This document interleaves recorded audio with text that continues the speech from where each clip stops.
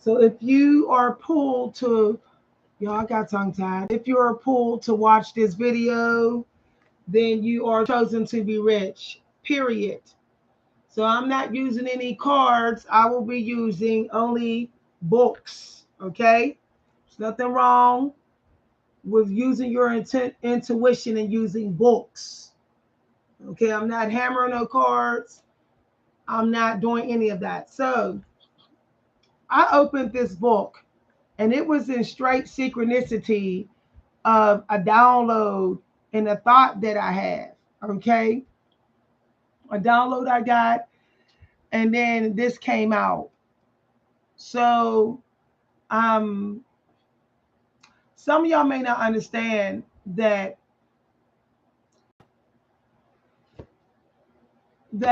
if you want to improve your life, okay, it begins with, for most of y'all, because of how much y'all have gone through, the tiniest of steps. That's it. All it takes is a tiny little step. When I was having trouble taking my leap over the past 2 weeks, I realized that trying to write a whole page in my book was still a big step to me. Sometimes the quantity of the amount you're doing to take that step, you're not ready for. So this is why the resistance still stay as strong. See, they tell you to take one step. That's what a lot of the teachers in society tell you, but they never tell you about the size of the step.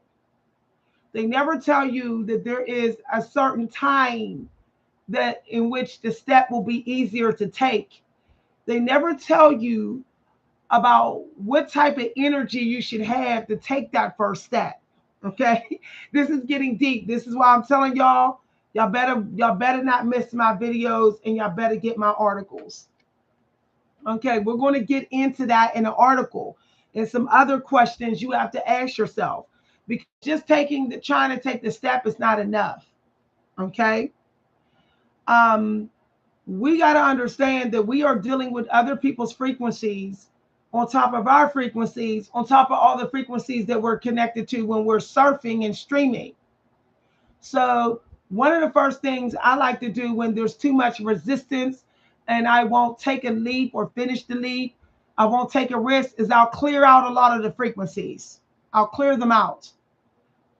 This means I will cut communication off.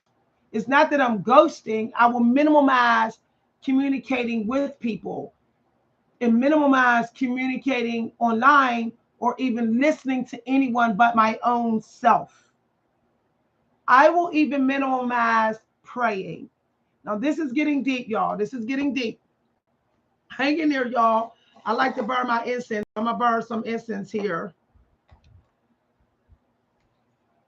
I had such a mental awakening listening to a certain book today and reading these 2 pages that I had to share this with y'all. I realized that it's not always my fault that I'm not taking the step. Sometimes the environment is keeping me from taking the step, taking the first step. Sometimes I got to go somewhere unfamiliar in order for me to take the step of something that's already familiar that I've been procrastinating doing, though I'm really good at it. There could be something that you're really good at that you're already familiar with, but you're in an unfamiliar place. That place does not align with that thing. So, in order for you to take the first step, you got to go somewhere that aligns with the first step that you have to take. Okay? Now, for some of y'all, it takes a hardcore push sometimes for you to do it. Sometimes it really do take for you to put money on the line. Now, if you can't put money on the line to take that step, you need to get somebody else to take your money, get your money, and put it on the line for you. Okay? That way it's done, and you don't want to lose money, so you take the step. You will take the step because you don't want to lose money. Okay, sometimes you got to get unexpectedly pushed into the first step, even when the step is very small. For me, it took for me to lose a lot of things for me have almost no other option for me to take that step. It's a shame that the creator had to go that far with me, but I'm a very stubborn person, which let me get deeper into that. Some of y'all have significant stubborn placements in y'all natal charts. Y'all are in a fixed type of energy. Y'all are too optimistic with things that are no longer serving you. And so you can't bust through that type of energy of hardcore optimism, even when something is down on his bum knees, done with. You can't bust through unless something pushes you through. Sometimes it takes for you to withhold from yourself for you to take that step, for you to have no get out of jail free card, nowhere to run, no things to pacify you when you're going through the resistance, where you have no choice but to face it and fight it. Sometimes you have to have things that will do that. Some of us, we still need our grandmothers. Grandmothers are good at getting us, pushing us, and putting their foot down and saying, "Do it." But we don't. A lot of us don't have old-fashioned grandmothers anymore, which means some of us need heroes, the stories of our heroes. We don't have the stories of our grandmothers. Some of us, especially African Americans, this is why African Americans, I'm not trying to be smart, often aren't risk takers when it comes to becoming their own business owner, building businesses, taking leaps to be financial giants. We don't really do that because we didn't have grandmas, good grandmas. Let's keep it real, y'all. Tell us the stories of how they took risks, how they got through. So it could be our motivation. So we can role play as them and do it. We can step in their shoes and take our leaps. We can harness their power and energy and take the leap. We did not have them. So y'all got to find grandparents or people who are giving you the cold hard truth that might trigger you. Now, yesterday I was watching a show, right, y'all? And the show, the creator had me click on this, um, had me click on a murder mystery, right? And I couldn't understand. I could not understand why I had to watch that. I said, I'm just going to watch it because I trust in God. When God tells me to do something, I do it. Tell me to watch or listen. So I was watching this, and this lady was trying to find the body of her adopted daughter who was murdered, right? She said something that hit me so hard, y'all. She said, if you can't get it done, get angry. Let it make you angry. Stay angry. Angry may get it done. Now you may feel exhausted afterwards. You may feel like you didn't destroy some things, but anger gets it done. It still gets it done. So the thing is, if you still find a little bit of peace in the suffering of something that you have to leave, you may not leave. So you have to let yourself feel the pain, the anger. Let the anger lead you away to take a step in a better place and better direction. We don't see the value in anger. We don't see the value in grief. We're quick to get rid of it. We're too quick. We say it's not working for us. It is actually working for you to release what needs to be released. So when you're told to cry it out and hurry up and cry through it and heal through it. You may do things to heal yourself, but that doesn't mean the trauma and the suffering is not still going on, because you cannot control outside free will. So it doesn't mean they're going to stop hurting you or it's going to stop taking from you. So you're just caught up in healing cycles, getting nowhere. Okay? Getting nowhere. So allowing yourself to literally just let yourself be in the most grieving, pain, angry sense of being. Some of the biggest risks and hardest leaps have been taken because people were downright outraged. Emotions, magic follows emotion, like the lady said in the movie School of Good and Evil, which means anger is also necessary. Okay? Grief and depression is also necessary. I was reminded of this when I was listening to the book War of Art, and he said something that hit me so hard. He talked about healing, right? And I was like, okay, healing. He was like, oh, healing is still catering to resistance. And I'm like, how is that? And then the download came to me. The reason why is because you may get you a feel good feeling, but the struggle is still there. Okay, the struggle is still there. You're using that healing cycle within that struggle as an excuse not to take the risk, and you're in denial about it. Okay, you're in denial. The thing is when you know something really has to go, do not let yourself heal. Do not let yourself heal. Also, because healing is also wealth. Suffering, healing is wealth, but it's normally wealth at the end of wealth. The pain is the beginning of the wealth. That's wealth too. All emotions is necessary. God doesn't play favors with emotions, like he doesn't play favors with the weather. So allow your pain to put you in CEO energy.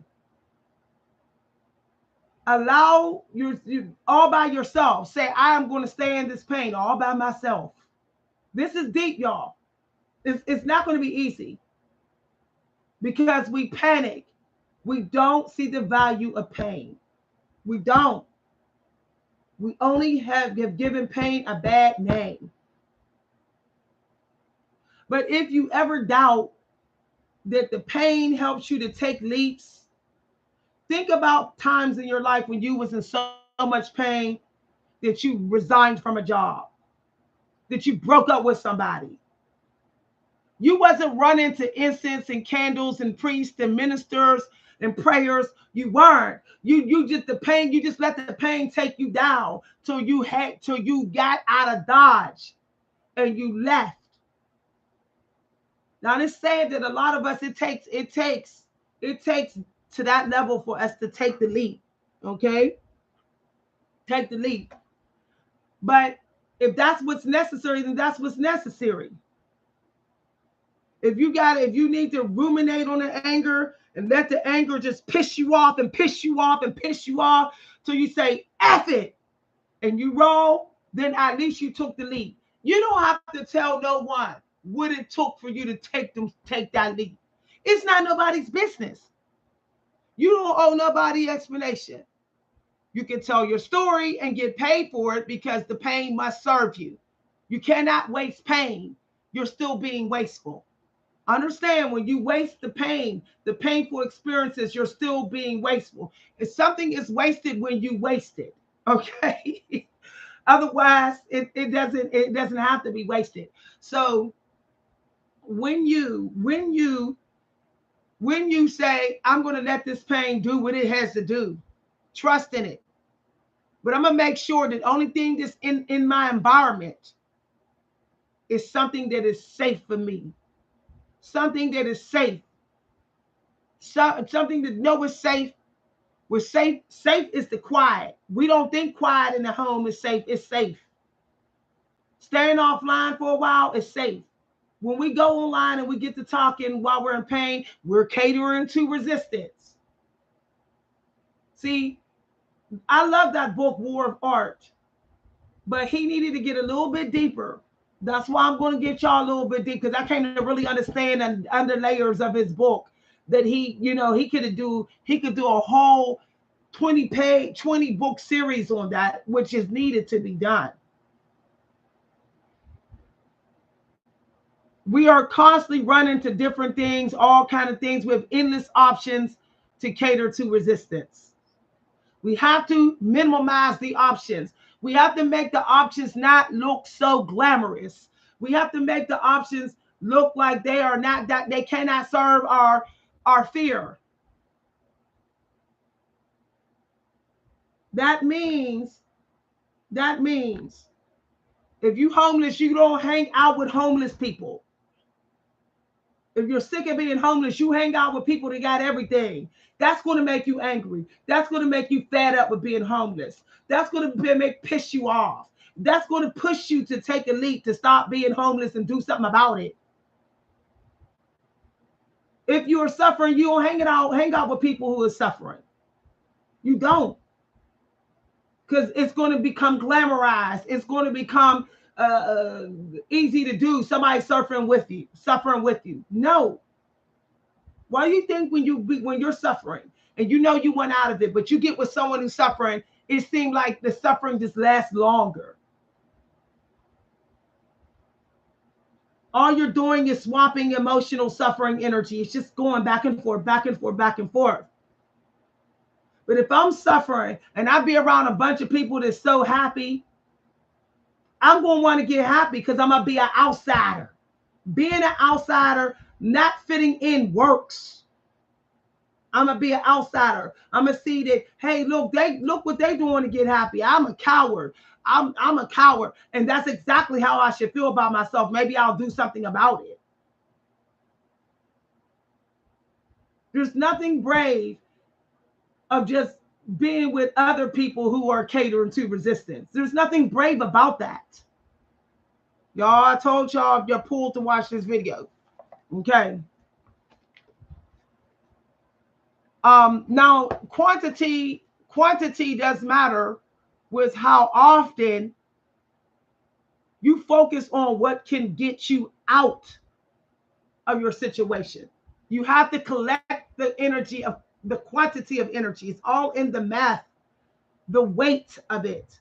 So some of y'all will never get out of all these options of catering to the resistance until you start putting little bite-sized pieces of moments in which you're not catering to the resistance, until it becomes so abundant that you unstoppable. You're like, I refuse to let resistance dictate my life. Okay. All right. So let's get deeper in this. It's better to be a lion for a day than a sheep all your life. See, people who don't take the littlest risk, they're sheep. They're not even in the in-between. They're not even in the in-between. Kids, they wait for you to feed them. They wait for you to tell them to cross the street. They wait for you to say what time to go in school. They rely on you to do something about the resistance. That's a sheep. That's a sheep. That is a child of the angels. You don't want to be a child of the angel. You want to be an angel. An angel doesn't know resistance. An angel is just free. Okay? All right. The only real risk is the risk of thinking too small. Okay. You think big, but you act small. You act small because acting small is better than not acting at all. And eventually you'll get sick and tired of acting small and you'll increase the smallness.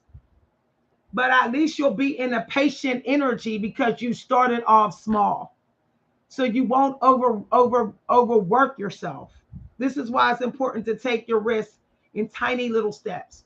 When I recently took my risk, I actually said I'm going to write for only 20 minutes, no more than 40 minutes a day. I know that's ridiculous. People say, you right, that ain't nothing. I know people that write for 3-4 hours and do 5,000 words a day. I said, I still have fear to deal with. I'm still fighting resistance. So I did 20 minutes. And before I knew it, I was able to write 40 minutes. And then I was able to go to 4 workshops a day. And then now I'm up to 4 workshops. And now I'm up to writing 2 poems a day, at least almost an hour. See how it's building? It's building, it's growing. And I noticed that the resistance is losing. It's losing. The resistance demon that the war of art talks about, he calls it a demon. The one in my life is losing. Now it is going through different sources outside of online life to try to strengthen itself in my life. It's using family members for me. It's trying to use family members. It's trying to use my diet. It's going to all these other sources. The demonic energy of resistance. This is why you have to put all parts of your life on a schedule of being mindful so that the resistance stay weak and you just keep moving forward in steps until you are all the way in that leap. You are so far in it that resistance cannot even touch you. Okay. I keep saying okay, because I'll tell you, don't lie. That book opened the floodgates in me, and these 2 pages here, which is strangely synchronized with the scriptures 368 and 369 and 367. If you're in the scriptures, you may want to look that up in your Bible. Okay, whatever religion you're in. So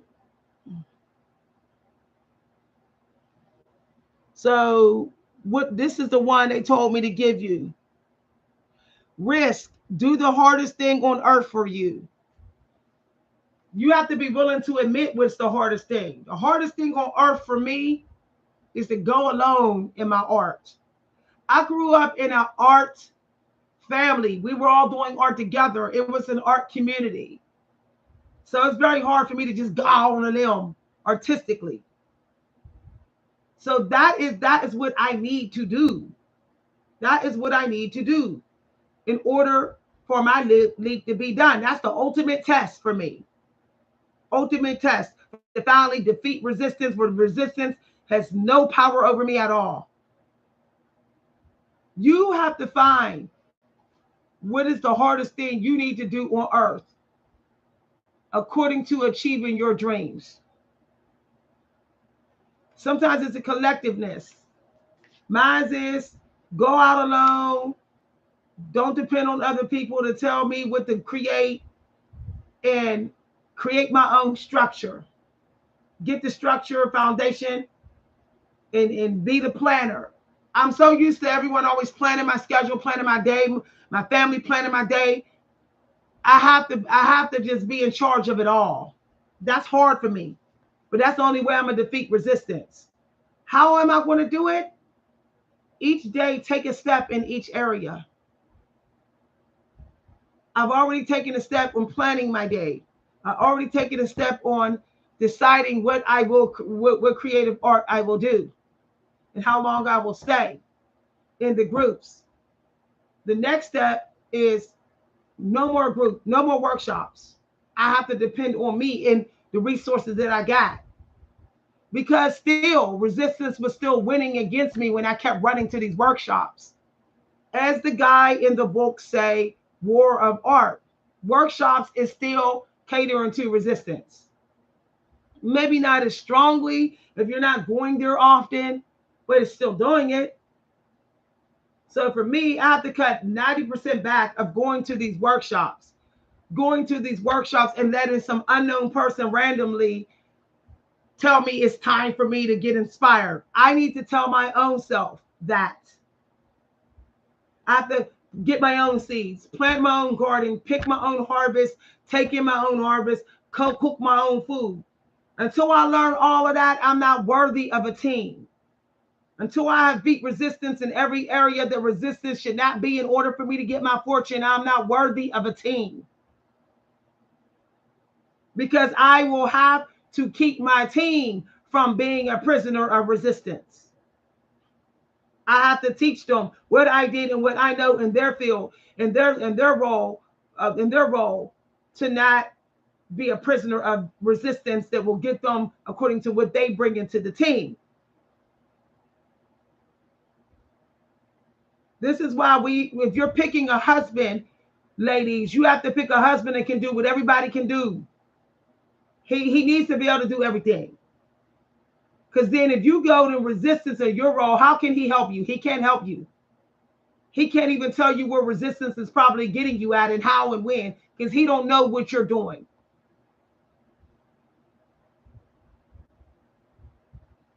And if you are having some idea on how to do everything that you need to do to take that first step,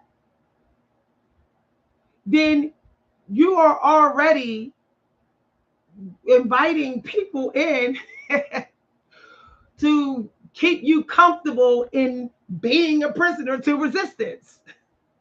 You're going to be tempted. You're going to say, well, I'll get somebody to do the editing. I'll get somebody to do the chopping. I'll get some. See, you're running. You're running. I couldn't understand why my teacher told me a writer edits their own work. He knew when I said I need to get an editor that I was catering to resistance. Ain't nothing wrong with getting an editor, but editor after I edit. After I edit. Otherwise, I am still catering to resistance. I'm saying I'm not good enough to edit without even putting some time in to learn how to edit. I'm saying I'm not good enough, which makes no sense. I wrote it. I should know what I need out and in of my own work. Why do I need another mind? I don't trust my own instincts for editing my own work.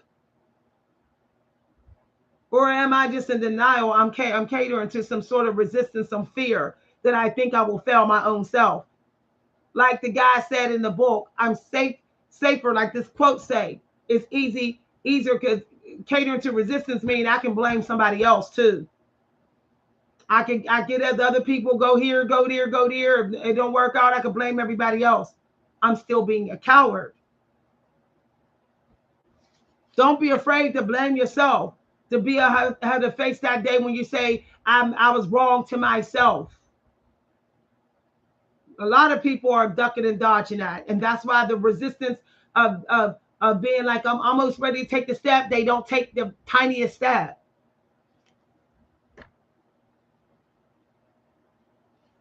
Okay, so it says it's better to be boldly decisive and risk being wrong than to agonize at length and be right too late.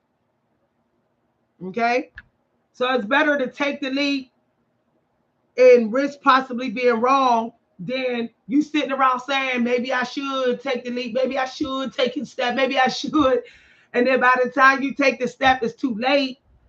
You know, whatever you was going to create in demand, or somebody else came up with it, or nobody wants it at that time. See, that's too late. There is a timing. There is a timing for product success. There is a timing for that. It might not be a timing necessary for you to finish it, but there's a timing for it to be right on time with what the masses are looking for. This is why we all need a cutoff, a deadline time for ruminating on how long we're going to say, I'm going to do it, I'm going to do it tomorrow, I'm going to do it. We need a limitation on being in our energy. If we need to get someone else to kind of dance around the resistance and say, well, I'm going to tell my friend, if by Friday I haven't taken a lead, that they got to go ahead and buy the resources and hold the receipt. So I have no choice but to do it. If that's what you got to do, you might feel pressure beyond pressure on you. But diamonds are not created without pressure. This is why I don't try to get rid of the trauma and the pain. It's pressure. It's pressure. No pressure, no freedom. It's sad. And, freedom is connected to air. No freedom. You will not try to get out of jail. You will not try to look for the key. If the warden makes the prison cell so comfortable and every now and then give you what you need in here, just what you need, no more, no less. You may say there's no point. At least I have a little bit of what I need. At least I'm not starving to death. He might say that you ain't starving to death, so you don't need to leave the jail. Give you some comfortable logic rather than realize rather than letting you see that if you was free, you wouldn't need comfortable logic. You would not need comfortable logic. You would not need to tell yourself, oh, at least I got this, at least I got that, at least I got this, at least I got that. If you break out and keep moving forward to have progress, to do better than the last time, you won't need that comfortable chanting prayer, which is you trying to pretend like you're not in resistance. Y'all, this is deep. This is deep, okay? This is some deep stuff. If you know you need out of your situation and you have not left out your situation, you are letting yourself be a prisoner. You are letting yourself be a prisoner. That should smack you right up in your face when I say that. You're saying, okay, I'll take the crumbs, I'll take whatever I could get. That's what you're saying. Because it is whatever you can get if you're suffering and struggling and it's whatever's keeping you hostage is carrot dangling. You're saying it's okay. You're saying that you don't have no real self-value, that you're letting resistance, whoever's in charge of the resistance, determine your worth. Now that's scary. Some stranger behind the demonic energy of the resistance is determining your worth. Yeah. Anyone that keeps you in resistance is a stranger. Strangers don't care if you're in resistance. They don't care if they keep you locked up in traffic, if they block you in the aisles at the grocery store. They're a stranger. They don't know you. They don't care to know you. They don't feel obligated to you with love or anything. That's why they don't care about locking you up or holding up your time. So if anything is bringing resistance, it does not want to have peace and peaceful connection with you. It doesn't feel like it has to. It's a stranger. It's a stranger. It's not becoming spiritually your family. Because your true spiritual family will never, ever want you a prisoner of resistance. When they see that you're resisting with achieving your goals, they will go in harder to get you through the resistance. They will do what they can to help you get through it, to bust through it and take the leap. Not make it stronger, not make the resistance stronger. If something's making the resistance stronger, then you don't. You need to leave it quietly. Because if you don't leave it quietly, you're still feeding the resistance. You're giving it confirmation of its power over you. And that, even if it does have power over you, you should never, ever want to give it confirmation of that. What do you think it's going to do? It's going to go in harder. This is deep. This is deep. It's just going to say, well, I can find a way to manipulate your energy so that I can get you back and then go in harder with the same way I did to keep you stuck. Because it worked before. You told me it worked before when you did not leave quietly. Y'all got to be ready for my talks. My discussions are no joke. They be lit. This is what I want to do from now on. I want to talk. I'm a Libra rising. If you want to call it that, air rising, whatever. I'm a high priestess, minister, whatever. I want to sit and have real talks like this. I want to give straight up clarity, deep, so y'all can understand the seriousness of where we at now. Only the boldest. It's not always about talent, because you can grow your talent while you're done with the leap. It's about the boldest is making it now. You ain't got to even be the beautiful, most beautiful. You ain't got to be the most gifted. It's about who is bold. The quote came out right in this book, right when I decided to do something so bold on this channel. I brought the channel down to its knees today. I made maybe about 100 videos unlisted. That's deep because I put all that energy into those videos. You know why? Because the season of doing readings and with cards and all that, it has passed.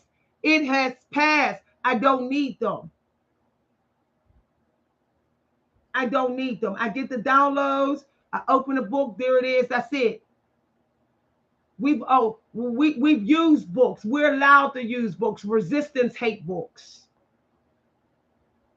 You know why resistance hate books? Because books allow us to speak to people that got the answers to defeat it.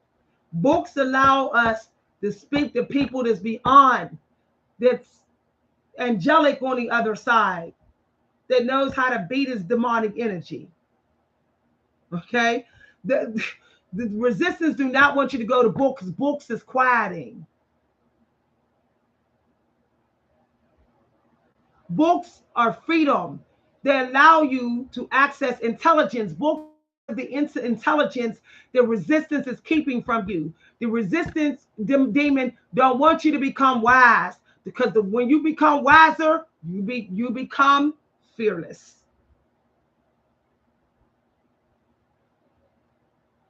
Maybe you're just missing the wisdom, like I'm giving you. Like I was missing the wisdom when I found the book War of Art. I came to understand that I was dealing with some demonic energy. I was dealing with some dark energy, and it was being deposited from multiple sources in my life. So I was just a chicken with running around like a chicken with his head off, fighting resistance here and there and there and there and there and there, and getting nowhere. Just constant battle with resistance. When really, if I busted the things down to who I truly am, which I'm happy about, no matter what the outcome is, I beat resistance. I know that when I hold books and I read from books and I give downloads, resistance cannot tell me you a liar, stop what you're doing. Ha, you ain't good enough. Can't tell me, because I have other people in this book right now that's telling me how to defeat resistance. They're telling me. They're telling me when I opened this book and here it was. The universe will reward you for taking risk on its behalf. An American writer. And if I need a thousand wise people's voices in my head to my whole spiritual warrior of team shouting against resistance, if that's what I need, then that's what I need. Sometimes my voice ain't enough. Sometimes I don't have faith in my voice. Sometimes I have been trained to doubt the power of my own ability to bust through resistance using my voice. Sometimes I need to get other spirits on my side. My own gender, like these women. These women in this book. I need to know the dark side, the real dark side of catering and submitting to resistance. See, we don't know that there's consequences, because resistance makes us think it's the safest path. It's safe. It's what you already know. Just keep doing it. That's what resistance say. It doesn't want you to see the dark side, okay? That your life is literally just a train, never going in the tunnel, is inching, and then it stalls for years and years and years, whatever, and then it doesn't go anymore, and then you're dead, and you didn't, and hey, you didn't take the lead. You're dead. It's too late. Died. The train is too rusty. It can't even move if you did want to take the lead. So it's done. The resistance don't want you to know that. The resistance don't want you to look, don't want you to see the dark part of its parallel universe that is trying to get you to be all the way in to the point where you're blind and you're in it, and you don't even know that you're stuck anymore because you're just so under the control of the resistance. You're just so under the control of the demonic resistance that you're just blind. Sometimes you can't take the physical steps. You got to beat the resistance spiritually first. You have to beat it mentally first. Saying I'm gonna buy the stuff, sometimes that don't work. You can have all the gifts, the talent, everything, but your mental, your belief system, okay, it has to go beyond belief. It has to go to at least almost to knowing. Now, sometimes wastefulness makes you cater to resistance. That's getting into another topic. So if you want to get through resistance and keep taking steps in your lead, even if they're small steps for 10 minutes a day. They might be magnificent steps. Why? Because you're actually taking a step. So the Holy Spirits are helping you even more. They're giving you a lot in that little 10 minute step. Okay? When you stop wasting, you don't have the fear of taking a risk. So if you are not taking a risk and if you're catering to the resistance demonic energy, whatever you got that is in a path that is obsolete now in your life, that has to go, find a way so those things are not wasted. This way you will be less fearful when you take more the biggest steps you got to take into your new reality. You'll be less fearful because you're like, I wasn't wasteful. I got what I could out of everything from the old life and old season that I'm leaving. These tools I sold, I donated them. My cards I used as wood fire. I used them for a campfire. Whatever. I donated them or whatever. This way I feel like I wasn't a fool. I didn't waste my time on this. I didn't waste my time on this because, see, it did serve me. I made it serve me one last time before I left. The thing is, a lot of people don't want to take risks because they feel like that's admitting that they are a loser. They say, if I take steps and go into this new reality, I'm admitting that I'm a loser. I lost. No, you didn't lose, because there's nothing you experience that is not meant to help you. It's all meant to help you. It's all meant to help the next leap that you take, the new reality. Because in the new reality, do you know that whatever failed in that last reality, if you are feeling like you need to go to a new reality, a better one, if you feel like it would be better for you, it would make you happy no matter what, then whatever you did in that old reality is actually a servant in the new reality. It's a servant. It's serving the version of you that's really happy in the new reality that you leaped in. It is a servant. You will find out how. You will find out once you get in. Once you get into that new reality, you finish, you keep taking so many steps that you're all the way in it. You're not just still in the doorway of the reality, like you're in it.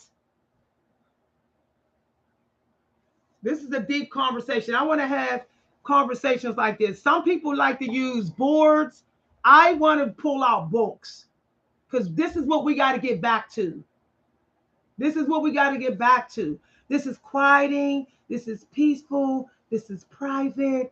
This is like, I'm hearing my own voices. I'm reading this also hearing the voices of those beyond, and the environment, the place is quiet. If your life is so noisy, you will always feel like it's hard to take leaps. So the very first thing I started doing recently is allow myself to have quiet or only what I need to hear. Only what I need to hear abundantly so that I can beat resistance, so that it doesn't climb rank in my life. It stays a pawn on the chessboard. It's not a knight, it's not a queen, none of that. It's a darn pawn.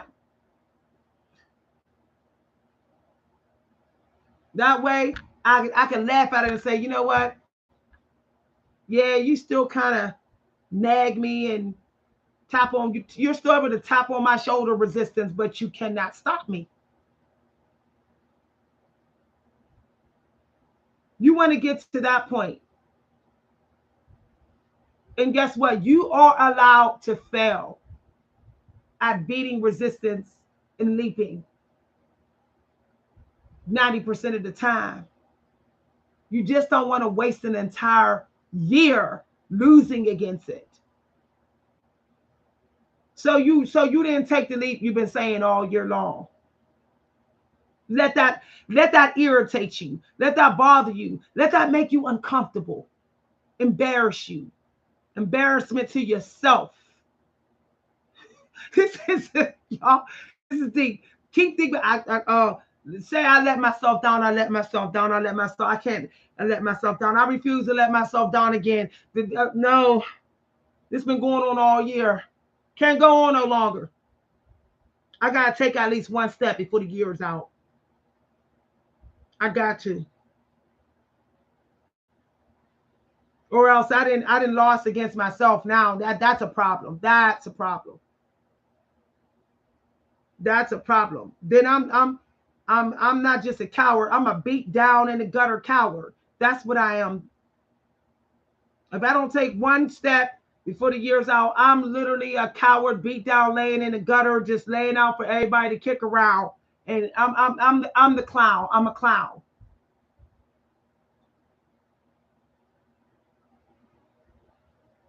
And say I refuse to be a clown. I've had too many people in my life treat me like a clown, family members and co-workers and neighbors and all. No, I refuse to treat my own self like a damn clown. No. I'm gonna take some steps now. I'm gonna take some steps now. Sometimes you gotta have this type of talk over and over and over and over and over again, over and over and over and over again. Especially during this time, because this is the time where you get clarity. This is the time that people want to dive deep into their gifts and their blessings and things that they love and they treasure, that they know they should be diving deep in, that will finish the leap. But you can't get to that stuff that you already got that's going to help you finish that leap until you have you get a little ruthless talk to yourself with yourself. No more baby talk to yourself. No more needing to be babied about it. A part of proving that you're worthy of fortune is proving that you're willing to fight resistance. You're willing to fight resistance, even if you cannot say 100% guaranteed I'm going to get wealthy at the end. The point is, I cannot let this entity win. I cannot Let it win. It wins if I never take the leap. It doesn't, it doesn't, I don't have to get money to win against the entity. I just have to ghost it. I just have to keep moving away from it and fighting it every day. Once I create something in steps that I enjoy, then I think about that and I let that be my power against the resistance, my motivation to fight the resistance. This is why I have to keep taking steps in creation. Because I have to remind myself I started something. It's getting along pretty good. I'm going in, I'm working on it. If I just go back to it, I win a little bit more against resistance. Because I don't know if the resistance is coming from someone who I always needed to beat down for disrespecting me. This resistance could be coming from my own toxic mama. This resistant demonic energy could be coming from my toxic ex-boyfriend. Now, how am I going to say I moved on and yet I'm still a prisoner of their energy?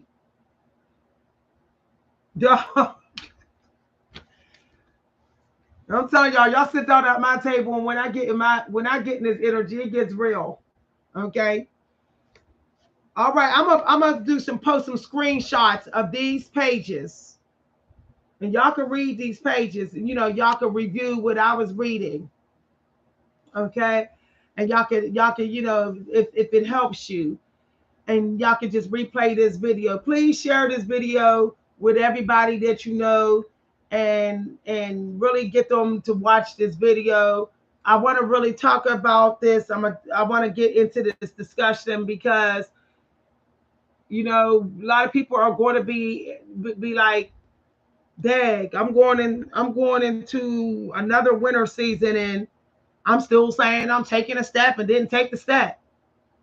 I managed to take the step. It was not easy, y'all. What pushed me was a certain emotion I had to let fill me up. I have very little tolerance to being angry. I like to have peace. I'm a peacemaker.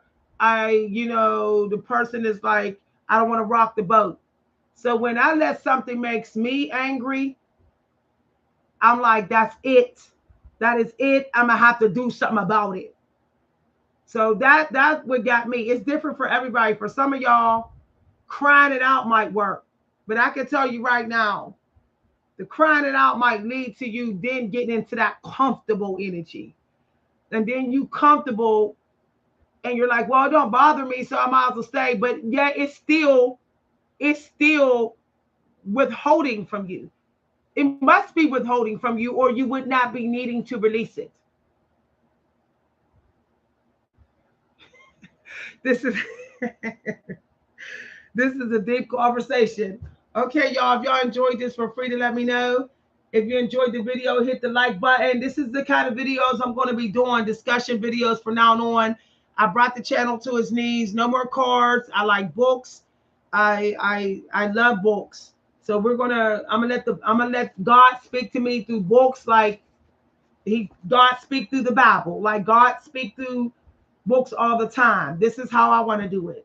Okay, I just open the book, and if it speak to my soul, then I know I got to speak to y'all soul about it. If you enjoyed this video, feel free to let me know. This content is copyrighted and protected. It shall not be used without my express permission, shall not be redefined or distributed, shall not be reworded or any way. If you enjoyed this video and you'd like to send a cash appreciation, you can send it to my Cash App at #Coach B Hunter or at my PayPal. Bye, everybody. Have a wonderful day.